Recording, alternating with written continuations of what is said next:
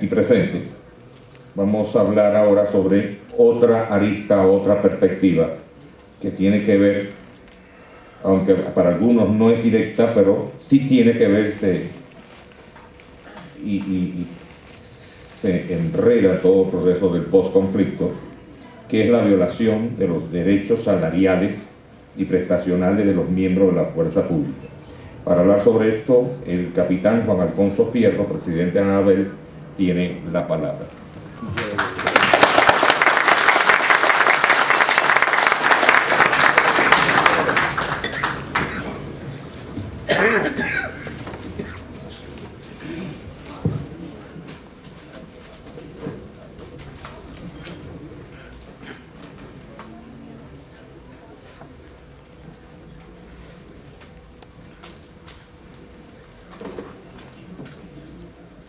Señores asistentes, buenos días. Buenos días.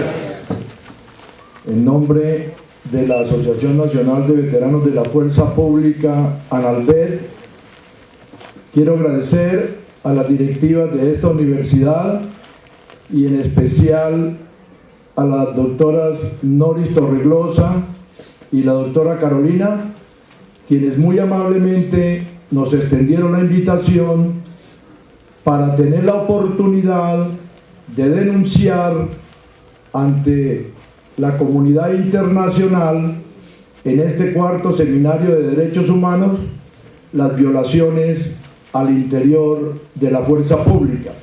Violaciones de derechos que han tenido desde hace más de 2 décadas una mordaza por parte del sector oficial, por parte de los mismos medios de comunicación, y que hoy, gracias a esa invitación, tenemos la oportunidad de denunciarlas libremente.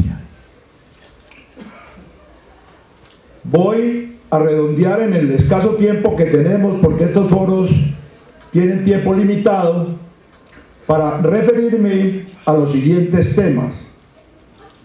El primero, vacío constitucional que existe en la protección de los derechos de la fuerza pública. Segundo, denuncia de nuestros derechos violados. Tercero, responsabilidades de las ramas del poder público. Cuarto, acciones adelantadas. Quinto, conclusiones. Y sexto, una petición especial. Quizás para la gran mayoría de los asistentes a este foro, Seminario Internacional de Derechos Humanos, el tema que me corresponde hoy, que es la violación de los derechos salariales y prestacionales de los miembros de la fuerza pública, es un tema agotado por sustracción de materia, porque en el imaginario colectivo nacional existe la creencia de que es inaceptable, inconcebible que a los miembros de la fuerza pública le violen sus legítimos derechos. Y es impensable porque a quienes sostienen la democracia, a quienes defienden las instituciones, sostienen al propio gobierno y se sacrifican por la defensa de la patria, parecería un hecho absolutamente impensable que le violen sus derechos. Pero esa creencia generalizada está absolutamente equivocada, porque no existe en Colombia un gremio a quien le violen más los derechos laborales, prestacionales, que a los miembros de la fuerza pública. Y esto se debe a varias razones.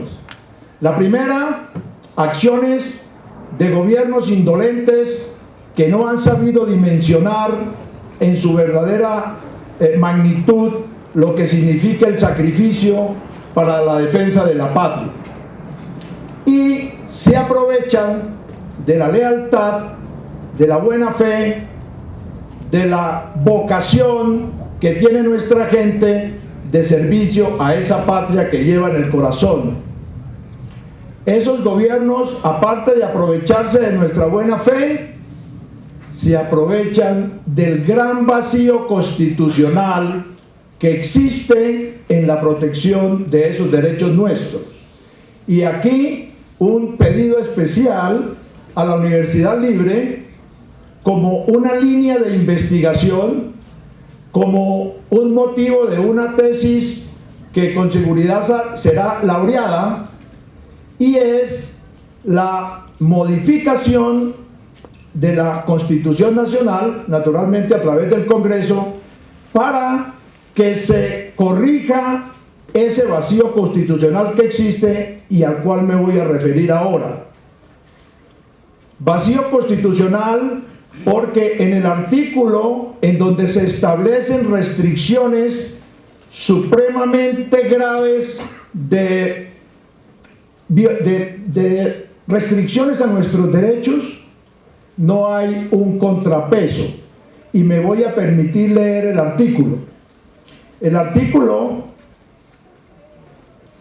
219 de la Constitución Nacional dice: la fuerza pública no es deliberante, no podrá reunirse sino por orden de autoridad legítima, ni dirigir peticiones, excepto sobre asuntos que se relacionen con el servicio y la moral del respectivo cuerpo y con arreglo a la ley.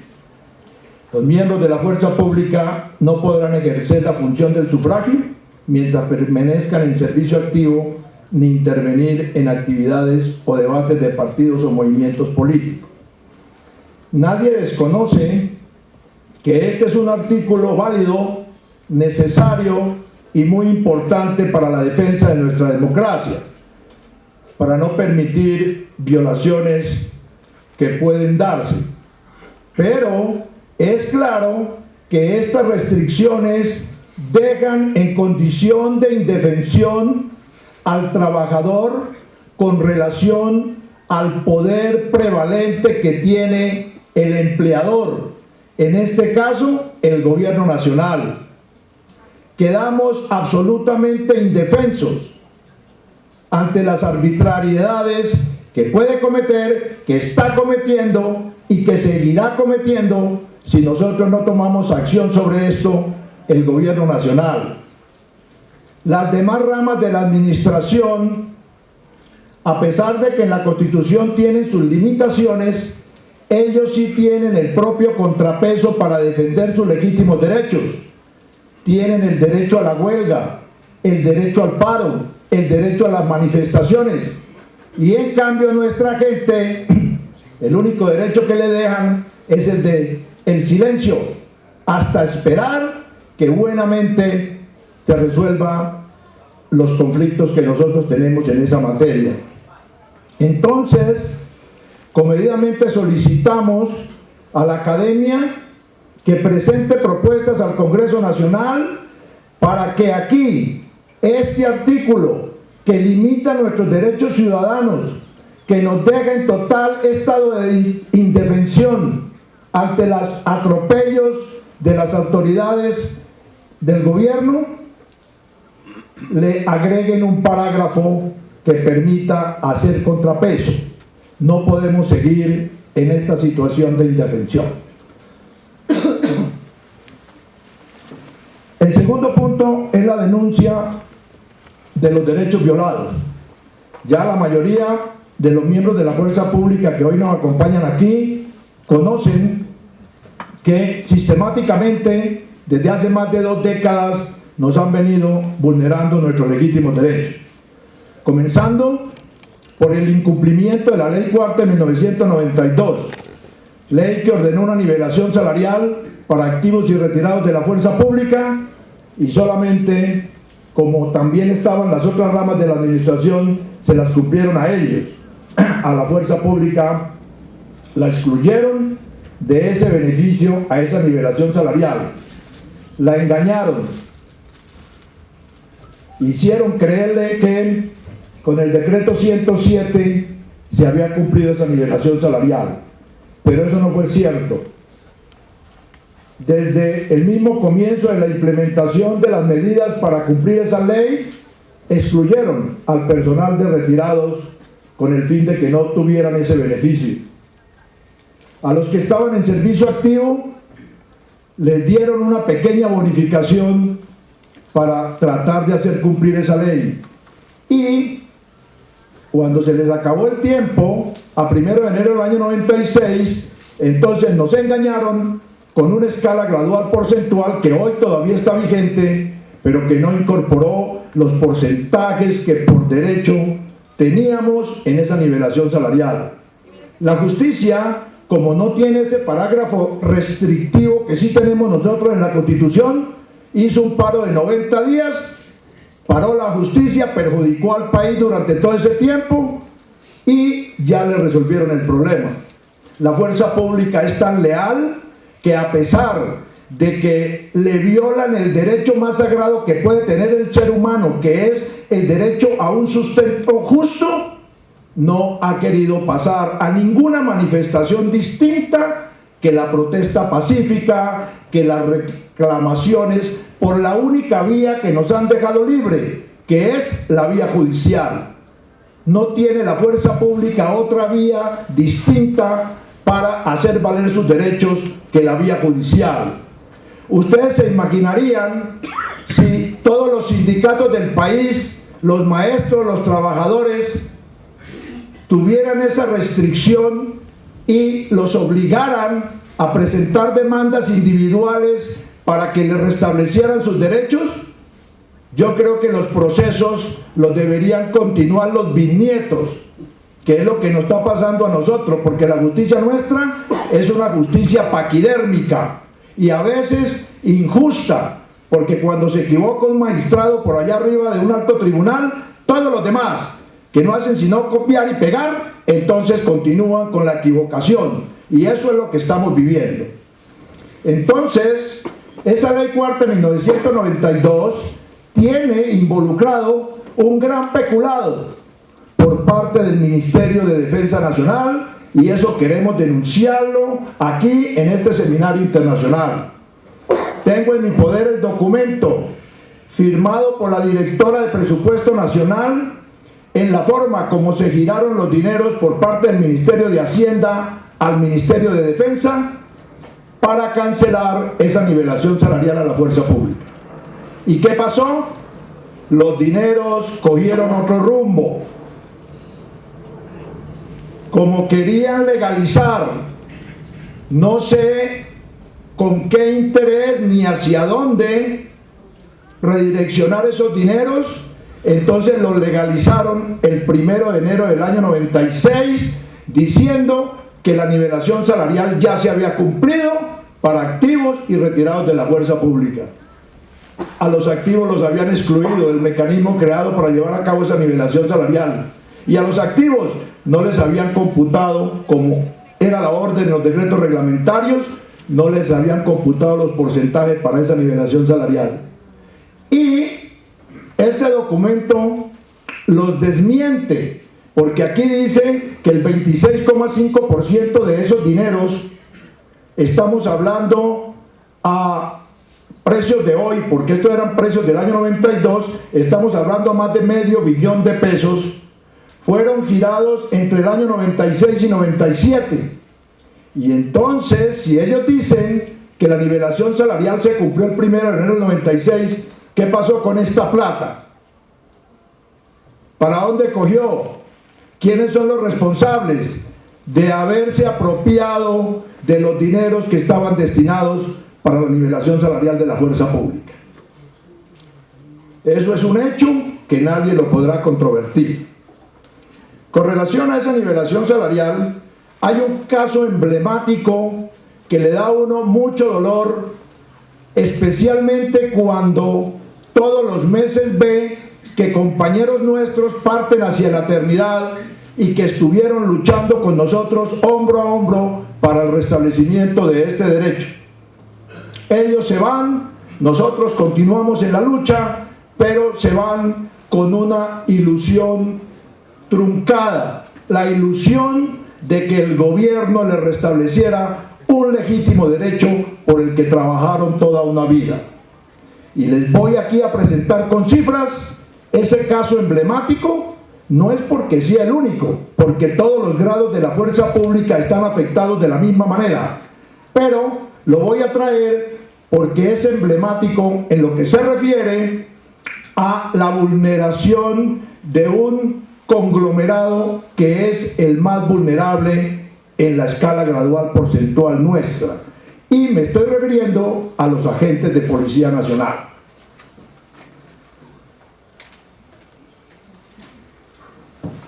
Ellos, por nivelación salarial, debían haber quedado con un sueldo a 1 de enero de 1996 con un sueldo de 374.905,92 pesos, sueldo que deberían tener si el gobierno no les hubiera esquilmado la nivelación salarial, si hubiera cumplido la ley.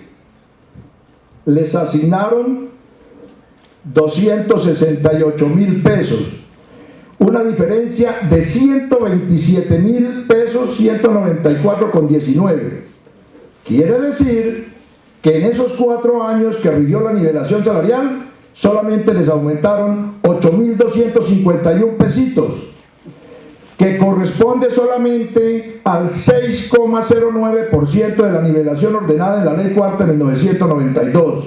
Es decir, que les dejaron de computar el 93,91%. Esos 127.194 pesos que les dejaron de incluir en ese año, a precios de hoy, corresponden a 1.101.708. Dinero que es mayor a los miserables 931.000 pesos 0,87 que les están pagando. Es decir, desde el año 92 les dejaron de pagar un dinero que es mayor que el que hoy están recibiendo. Imagínense esa injusticia. La sociedad colombiana no sabe esto. La sociedad colombiana cree que los miembros de la fuerza pública son los mejores pagos que hay en el territorio colombiano, porque todos los años ven un presupuesto abultado de defensa, el presupuesto más grande que tiene la nación, pero no se dan cuenta que esos dineros van para otras cosas, menos para pagar los legítimos derechos salariales y prestacionales a los miembros de la fuerza pública. Y esto tendrá que cambiar, y esta oportunidad en este cuarto Seminario Internacional de Derechos Humanos tendrá que servirnos para que alguien nos ayude a conectar con la OIT para ver si intervienen con el fin de que cesen esas vulneraciones a nuestros legítimos derechos. Bien, otro derecho violado es el derecho al IPC. Ya es conocido por la misma sociedad que el IPC es una compensación monetaria por cuestiones de inflación. Este derecho a esa compensación ya fue resuelto para las demás ramas de la administración pública, menos para nosotros, los que nos sacrificamos por defender esta patria.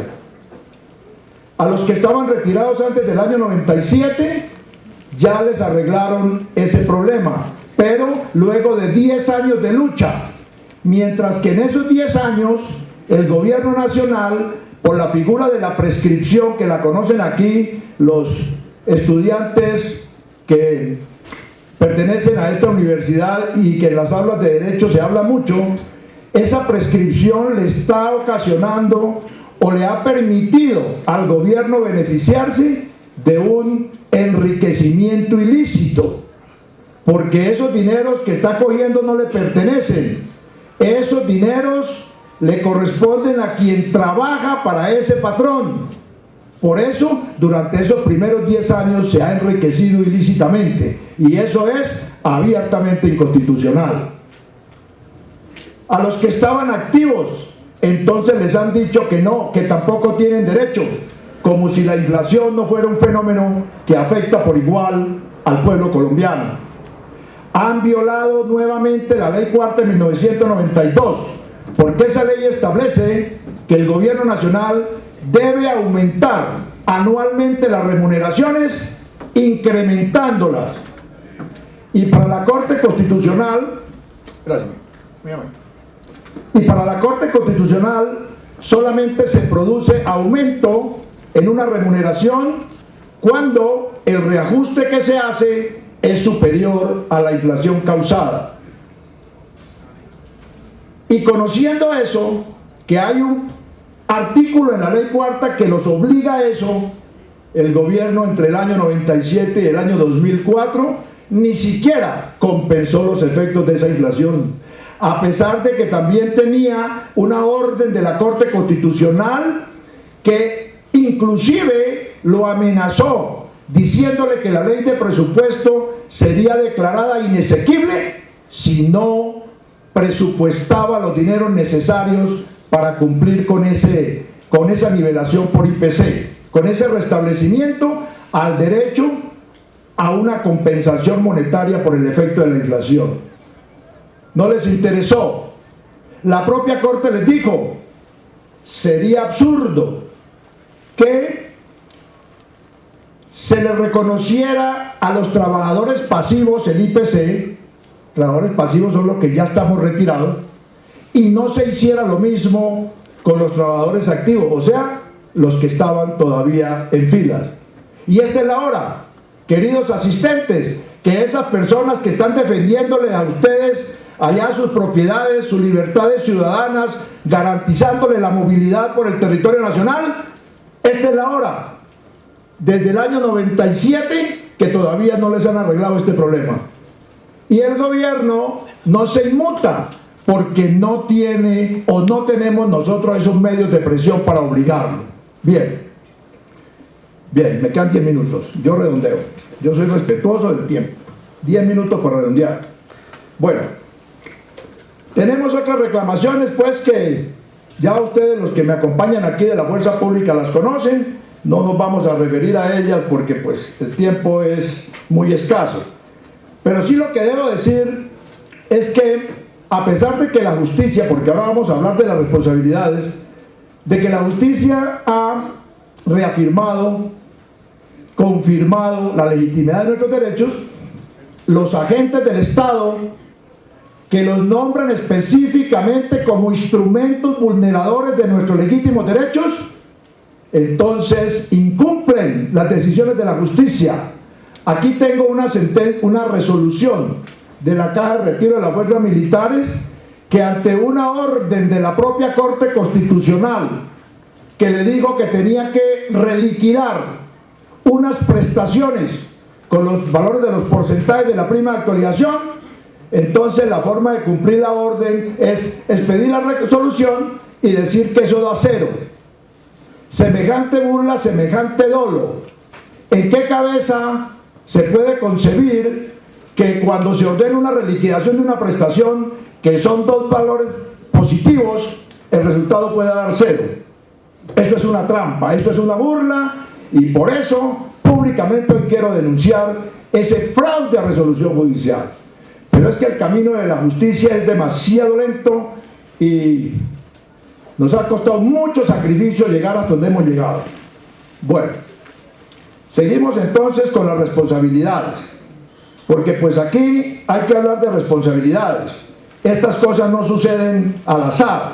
Aquí hay agentes del Estado que son responsables de lo que nos está pasando. Y el primer agente del Estado responsable de esto es naturalmente, y eso no necesito decirlo porque ustedes ya lo saben, el propio presidente de la República. Cuando era candidato, quien lo creyera, ahí sí se acordó de nosotros. Hizo varias reuniones. Este atril es un poquito pequeño y es otra recomendación aquí para la universidad, que le agreguen un poquito de espacio, porque cuando uno tiene hartos papeles que manejar, queda uno aquí como medio embolatado. Está previsto para una ponencia. Esa ponencia, sí. Para una ponencia. Para una, sí, exacto. Bueno, aquí tengo el documento en donde el antiguo candidato en su primera elección nos visitó muy alegremente y mire lo que nos dijo. Esto quizás los asistentes que nos acompañan de la Universidad Libre no lo conocen. Mire lo que nos dijo. Queridos, apreciados amigos militares y policías en retiro, ¡qué amabilidad! Estoy consciente que tenemos trabajo por delante en el frente de la salud asistencial y también en la nivelación salarial y pensional de quienes no alcanzaron a ser incluidos en las mejoras decretadas. Desde la presidencia, oyen la promesa. Bueno, eso no es raro porque ustedes cada vez lo oyen prometer y prometer y prometer y hasta ahora cumplir poco o nada, como dice aquí la estudiante.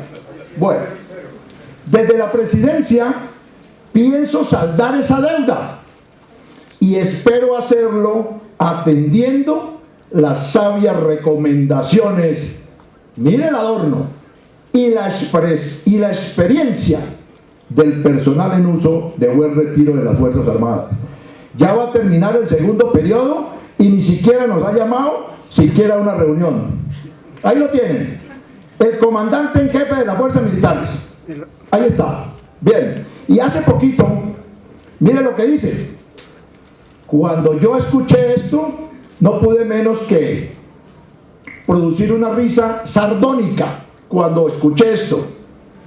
Ningún colombiano puede verse expuesto a la vulneración de sus derechos por parte de agentes del Estado.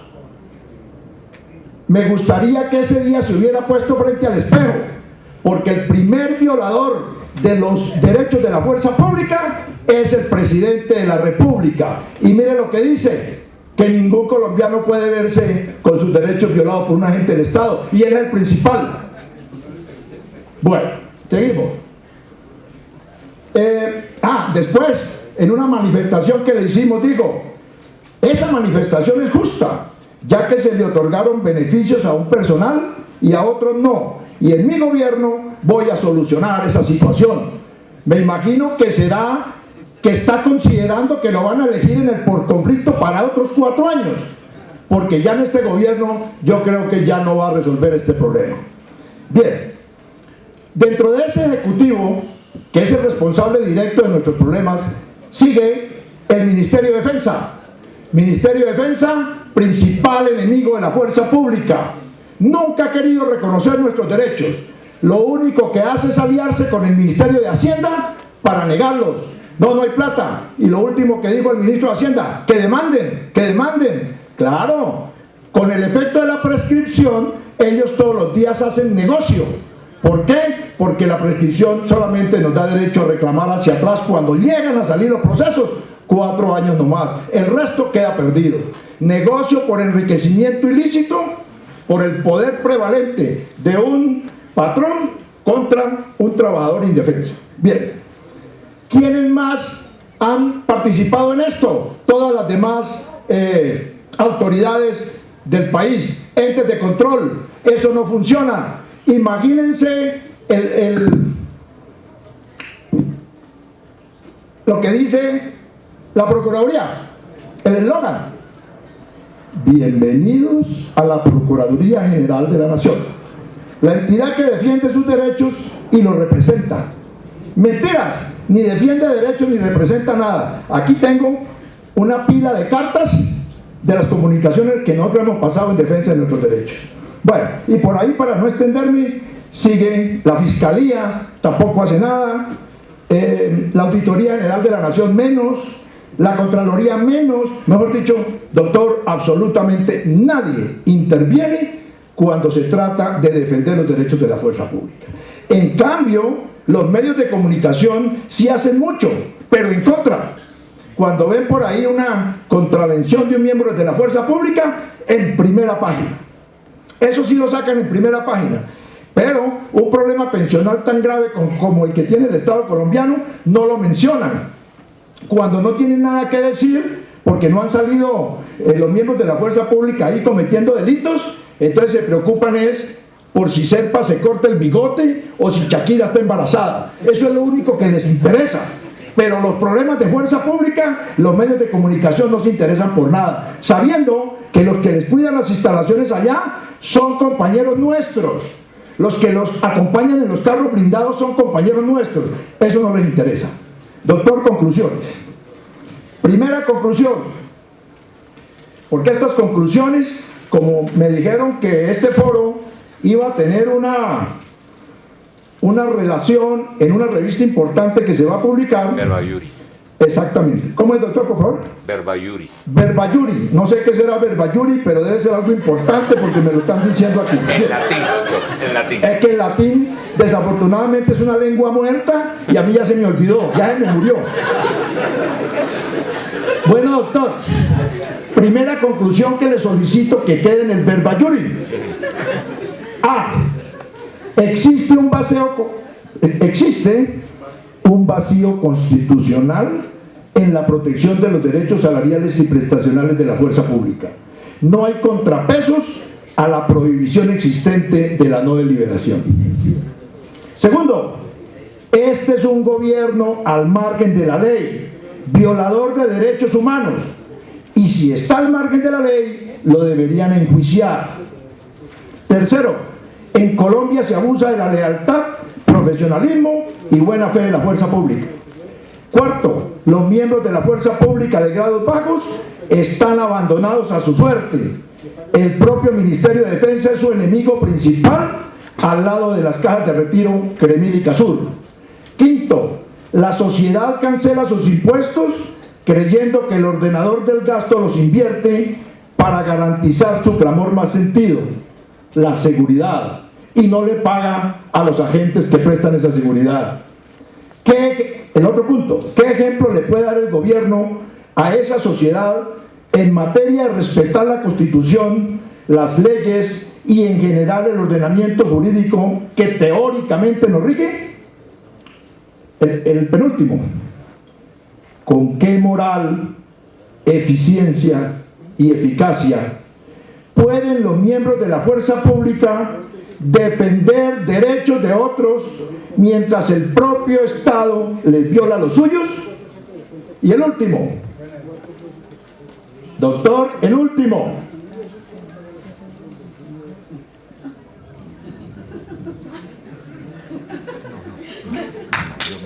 doctor, el más importante, el hambre y la necesidad predisponen ¿a qué? A todo lo que ustedes se puedan imaginar. Muchísimas gracias.